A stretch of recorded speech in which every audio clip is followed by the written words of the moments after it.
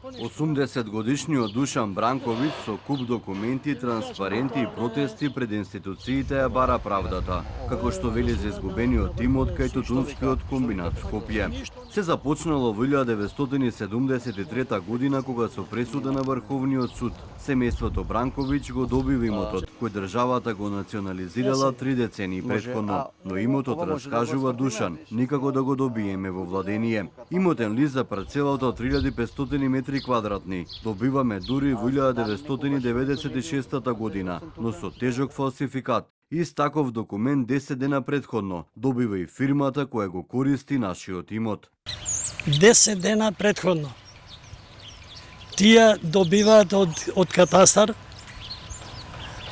поседовен лист. За 10 дена има 2 поседовни листа кои ќе земете. Но судската голгота за Душан продолжува и по 1996 година, откако Врховниот суд носи одлука да се врати предметот на повторно судење. Судот пресудува во негова корист, земајќи ја предвид првата одлука на Врховен, но апелација во 2013 година ја поништува одлуката на првостепениот суд, а со тој одлуката на највисокиот суд во земјава, се жали Душан. Врховниот суд ја донесе да треба повторно да се разгледува и ова. Основниот суд, значи поштува од почеток, основниот суд донесува пресуда во наша корист, бидејќи има Врховен суд пресуда и тие работи.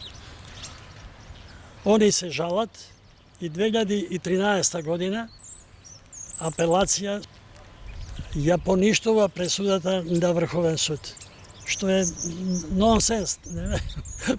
Понизок суд не може да поништи пресуда, али со ова судство се може се. Правдата и правото е во мои раце. Одлука на Врховен суд без разлика кога е донесена, како таа од 1973 година. Никој понизок суд не може да ја поништи, вели Душан, приложувајќи мислење од правниот факултет. По однос на прашањето дали пресуда на Врховен суд има ограничено време траење и доколку има, колку изнесува рокот на незината важност. Ниту една правосилна пресуда донесена од било кој суд во државата, а посебно донесена од Врховниот суд, нема временско ограничување.